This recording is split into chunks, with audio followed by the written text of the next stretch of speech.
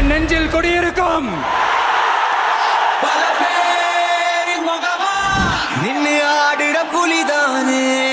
இன்னொரு கட்சி புதுசா முளைச்சிருக்கு. ஒரே ஒரு பிரச்சனை வந்தது, 72 நாள் ஆள காணும். திரைப்படத்துக்கு போங்க, நல்லா பாருங்க, ரசிங்க, அதோட விட்டுரும்.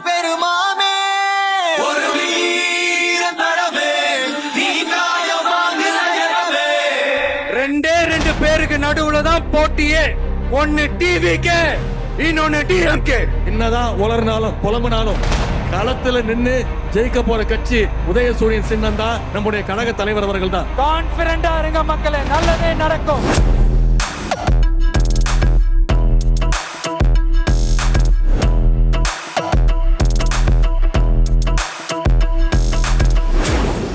മെയ് 4 ആരും കരുതിയിരുന്നില്ല രാഷ്ട്രീയത്തിലെ ഏറ്റവും വലിയ അട്ടിമറികളിലൊന്നാണ് തമിഴക വോട്ടു മനസ്സ് ഒളിപ്പിച്ചു വച്ചിരിക്കുന്നതെന്ന്.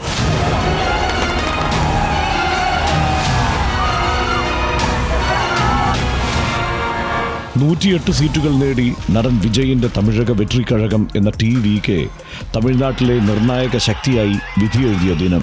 5 പതിറ്റാണ്ടായി ദ്രാവിഡ രാഷ്ട്രീയ ശക്തിയായി തുടരുന്ന DMK AIADMK ദ്വന്ദ്വത്തെ തകർത്തെറിഞ്ഞാണ് TVK ഏറ്റവും വലിയ ഒറ്റക്കക്ഷിയായത്.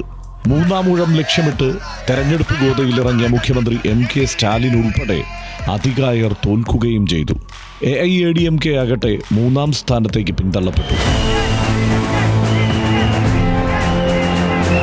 தாமரை இலையில தண்ணியே ஒட்டாது.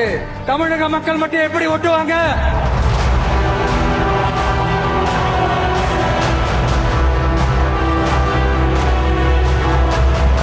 വിജയ് ഇനി വെറും സിനിമാ നടനല്ല, തമിഴ്നാടിന്റെ ശബ്ദമാണ്. തമിഴക മണ്ണ് ഉഴുതുമറിച്ച് ദ്രാവിഡ രാഷ്ട്രീയം സൃഷ്ടിച്ച കോട്ടകൊത്തളങ്ങൾ തകർത്തെറിഞ്ഞ പുതുനായകൻ. ஸ்டாலின் சார், நான் என்ன கெடுதல் செஞ்சுட்டேன் உங்களுக்கு? நீ சாப்பிட்ற சாப்பாட்டில் ஏதாவது மண்ணைக்கிட்ட அள்ளி போட்டனா? உங்களுடைய ஆட்சியினுடைய லட்சணத்தை, உங்களுடைய ஊழலை, நீங்களும் மந்திரிகளும் அடிக்கிற கொள்ளைய மக்களுக்கு எடுத்து சொன்னேன். இதை சொல்லாம வேற என்னத்தை சொல்லுவாங்க? മാറ്റത്തിനു വേണ്ടി കുതിച്ച തമിഴ് ജനതയുടെ ആഗ്രഹമായിരുന്നു ആ വിജയം. MGRന് ശേഷം ഇത്രയും വലിയ സ്വാധീനം ചെലുത്തിയ മറ്റൊരു നേതാവില്ല എന്ന് രാഷ്ട്രീയ നിരീക്ഷകർ വിധിയെഴുതി. പക്ഷേ തമിഴക വെട്രിക്കഴകം എന്ന TVK തമിഴക രാഷ്ട്രീയത്തിൽ കൊടുങ്കാറ്റായി മാറുമെന്ന് പ്രവചിച്ചത് Axis My India exit poll മാത്രം. விஜய் என்னப்பா, விஜய் நடிகன். ஆமா, நான் நடிகன் தான். இப்ப யாரும் இல்லைண்டா. ஆனா நான் அரசியலுக்கு வந்துட்டு நடிக்கல. அரசியல நான் நடிக்கல. ஆனா நீங்க என்ன பண்றீங்க? அரசியல்ல இருந்துகிட்டே நாடகம் மேல நாടകം போடுறீங்களே. அப்ப உங்க எல்லாரையும் നാടക നടികர்கள்னு சொல்லாமா?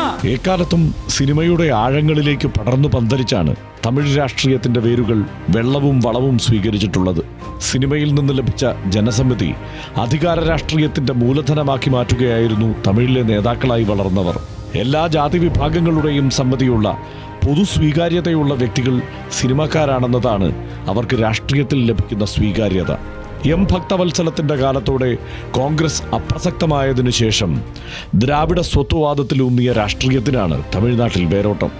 50 വർഷത്തിലേറെയായി ദ്രാവിഡ രാഷ്ട്രീയത്തിന്റെ കോട്ടയായിരുന്ന തമിഴ്നാട് DMKയും AIADMKയും തമ്മിലുള്ള ദ്വന്ദ്വരാഷ്ട്രീയ പോരിനായിരുന്നു സാക്ഷ്യം വഹിച്ചത്.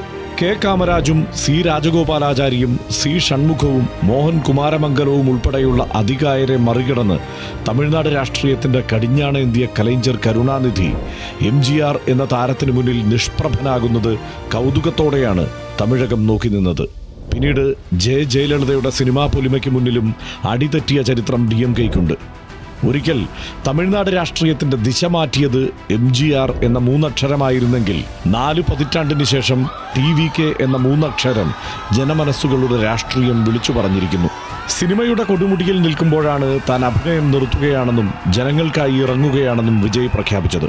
2024 ഫെബ്രുവരി 2 പാർട്ടി പ്രഖ്യാപന വേളയിലായിരുന്നു അത്. തമിഴക വെട്രിക്കഴകം എന്ന പേരിൽ പാർട്ടി രൂപീകരിച്ചപ്പോൾ പലരും അതൊരു പരീക്ഷണമായി കണ്ടു. എന്നാൽ താഴെത്തട്ടിൽ വിജയ് നടത്തിയ പ്രവർത്തനങ്ങൾ നിശബ്ദമായിരുന്നു. மக்கள் பணத்திலிருந்து ஒரு பைசா கூட தொட வேண்டிய அவசியமே எனக்கு இல்லை. உங்களுக்கு புரியுதுங்களா? உங்களுக்கு மக்கள் காசுல இருந்து ஒரு பைசா கூட தொட மாட்டேன்னு. அதை இப்ப ஆண்டுகிட்டு இருக்கிறவங்க, இதுக்கு முன்னாடி ஆண்டவங்க ദില്ല சொல்ல முடியுமா? ചികിത്സാ ധനസഹായം നൽകിയും വിദ്യാർത്ഥികളെ ആദരിച്ചും ദുരിതാശ്വാസ പ്രവർത്തനങ്ങളിൽ നേരിട്ടിറങ്ങിയും അദ്ദേഹം ജനമനസ്സുകളിൽ ഇടം പിടിച്ചു. 2 വർഷം കൊണ്ട് പാർട്ടിയുടെ ജനകീയ നിലപാട് തെളിയിക്കാൻ അദ്ദേഹത്തിന് കഴിഞ്ഞു.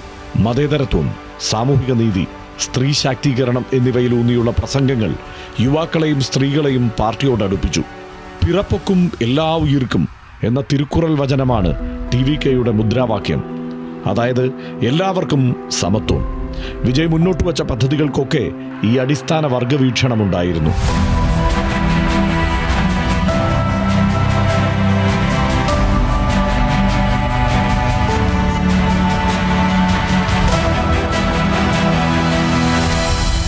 കേവല ഭൂരിപക്ഷമില്ലാതെ സഖ്യകക്ഷികളെ കൂട്ടുപിടിച്ച് വിജയ് ഭരണത്തിലേക്ക് ചുവടുവയ്ക്കുമ്പോൾ തമിഴക രാഷ്ട്രീയത്തിൽ ചരിത്രം ആവർത്തിക്കുകയാണ്.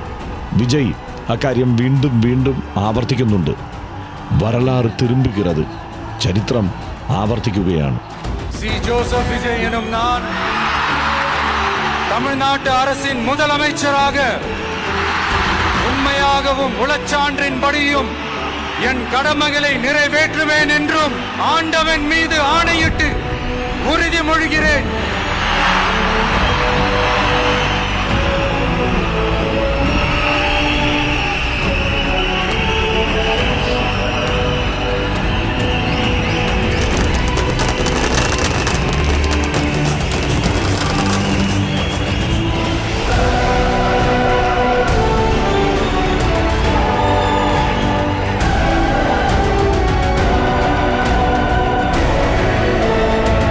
This is a new beginning, a new era.